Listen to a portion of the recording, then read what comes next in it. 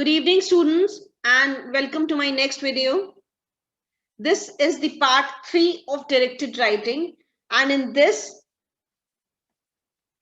I'll be discussing about speech writing, cultural program review, personal profile, and SOP or statement of purpose.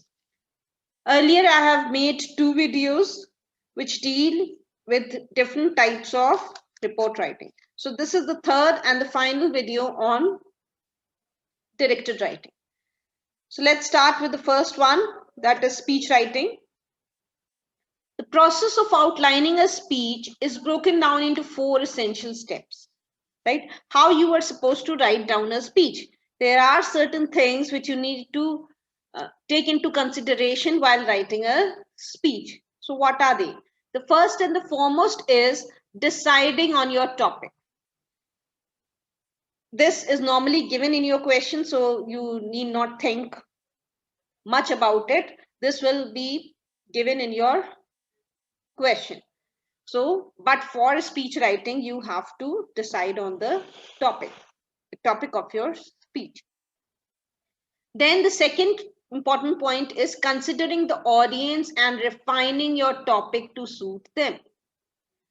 Whatever you are writing, your content, your language, your subject matter, everything should be according to the audience which you are going to address.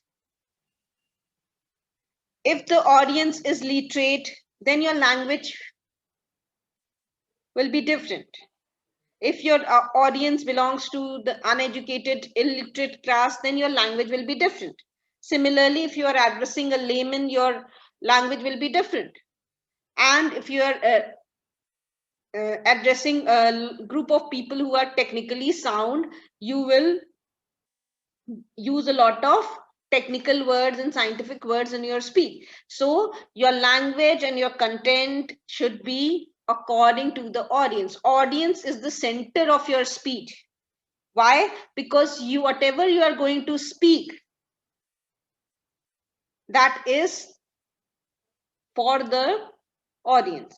Why? Because you want the audience to do certain thing or buy a certain product or buy a certain service or whatever your objective of speech may be. Then the next important point is deciding on the purpose of the speech. Why you are delivering the speech. Maybe you want the group of people to do a certain thing. That may be one of the reasons of delivering a speech.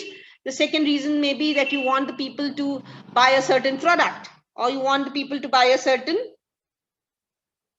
service. So whatever your purpose of a speech is, that should be quite clear to you. Then the next important point is choosing an organizational method to support your speech purpose. Now, what is organizational method?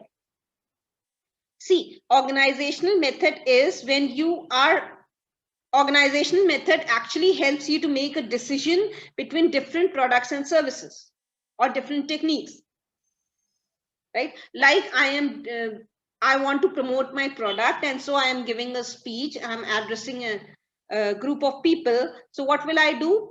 I will compare my product with the other products which are available in the market and tell all the good points which are related to my product and all the drawbacks which are present in the other products which are there in the market. So that is what is known as the organizational method. Why? Because you want the audience to make a decision in your favor. You want to convince the audience with your speech. So you should always follow this organizational method, where decision is made between several products and several services or different techniques, right? Whatever your topic of the speech is, whatever your purpose of the speech is. Now, the speech comprises of 3 main parts. The first one is the introduction. What is the introduction? In the introduction, first and the foremost thing is greetings. You're going to greet the audience. Then is the attention getter. See, the beginning of your speech is very important. What is the attention getter? Attention getter means the attention grabber.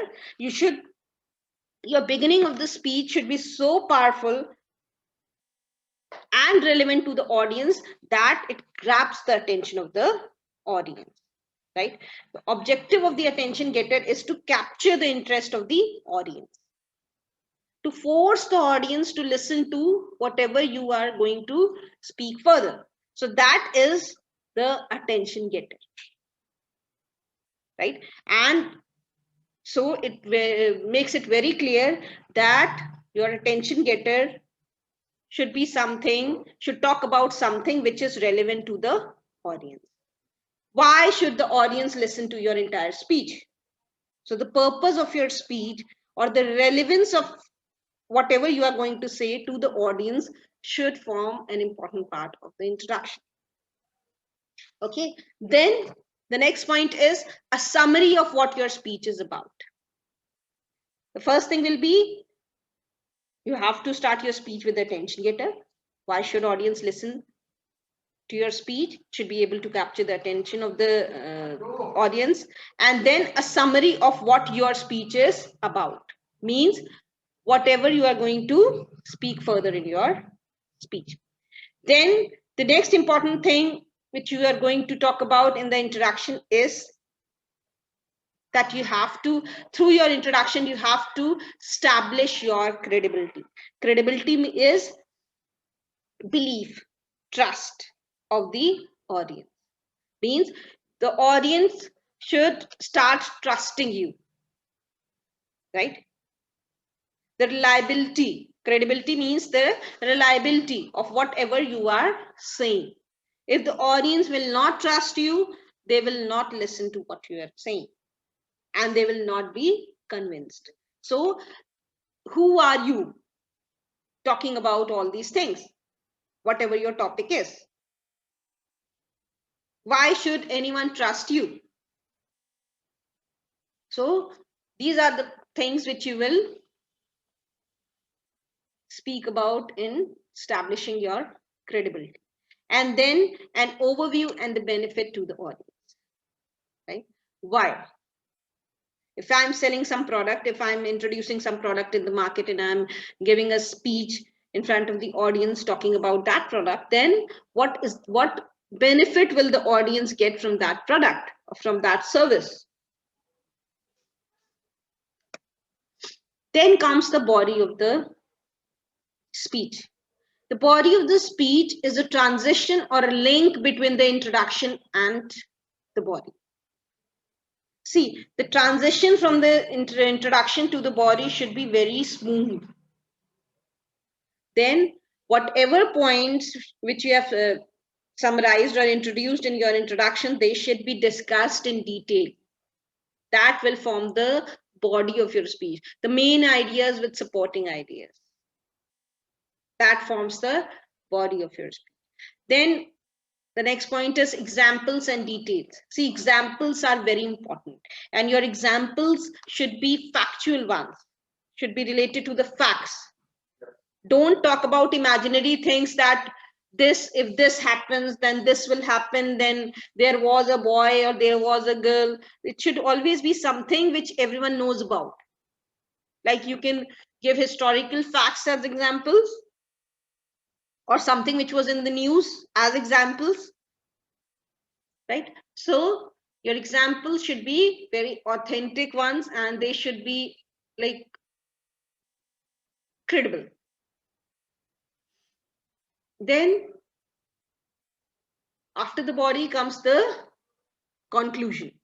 In the conclusion, again, you will summarize the main points of the speech and closer or call to action. If the speech is to motivate the audience about something, to behave in a particular manner or to act, then you will have to end your speech with a call to action and conclude your speech. A simple speech outline includes all three. So these are the 3 points which I've summarized, which talk about your entire speech. The first is tell them what you are going to tell them becomes your introduction.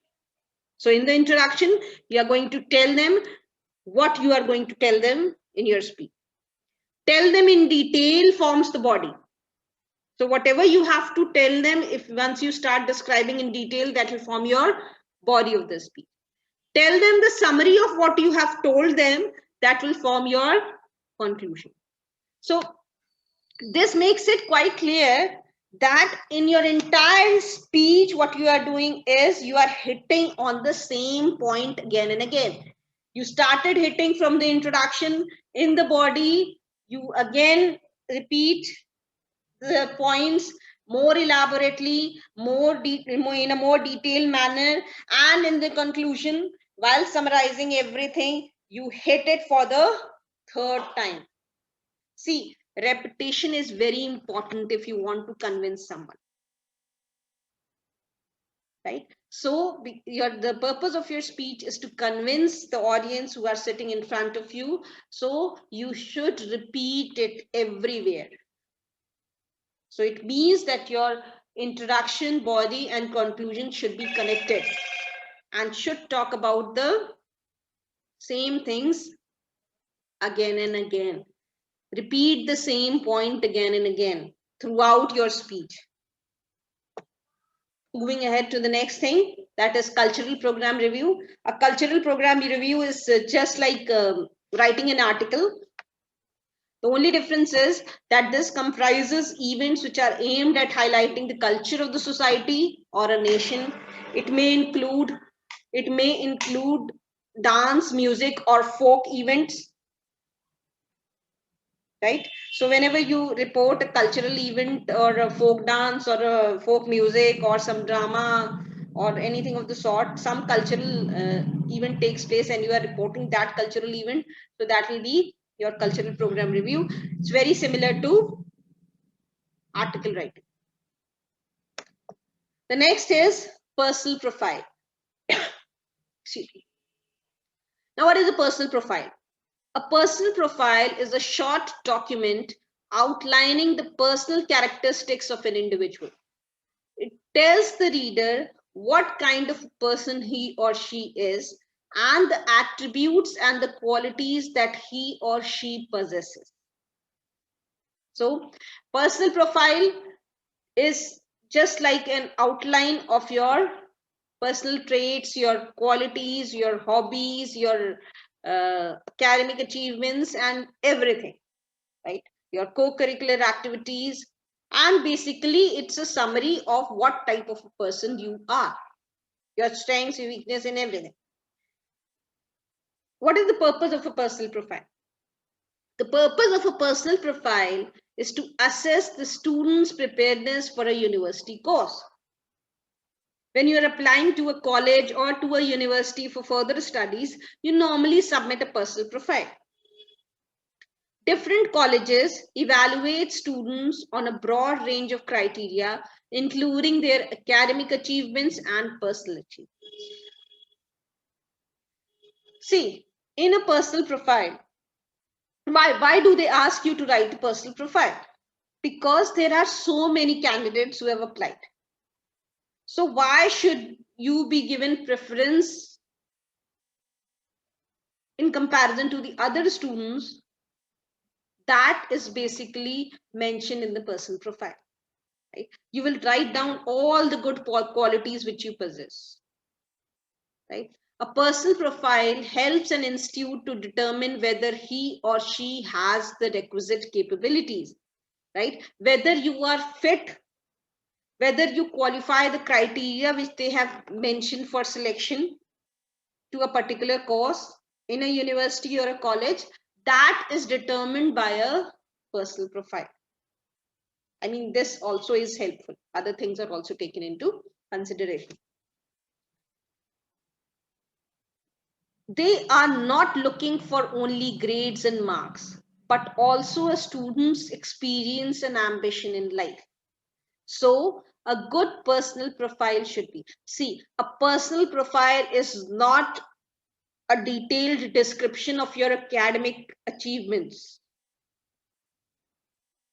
It talks about what type of a person you are. This is also very important. right? What are your aims, ambitions, and what all you have achieved in different fields and different areas of your life. That also will be taken into consideration while writing a personal profile. So a personal profile should be relevant, right? You should talk only about yourself. Don't start telling tales and stories. You have to talk about your achievements till date. Then short and to the point. So don't narrate long stories. Your word limit is 300 words. So your personal profile should be very short and to the point information is to be given. Right? There's the colleges, they get so many personal profiles, so they are not going to go on reading that personal profile, reading your personal profile only. Right? And then very important point is that it should contain positive information only. You are not going to mention your weakness and your drawbacks and the negative points of your personality. Those need not be mentioned in the personal profile,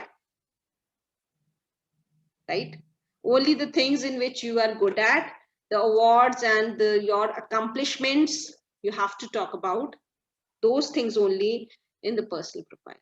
A personal profile may include personal traits, academic achievements, hobbies and interests, plans and aspirations. So these are the basic things which you need to write about in your personal profile. Coming to the next and the last topic, that is a statement of purpose. See, a statement of purpose is very similar to a personal profile. The only difference is that in this you don't talk too much about yourself, right?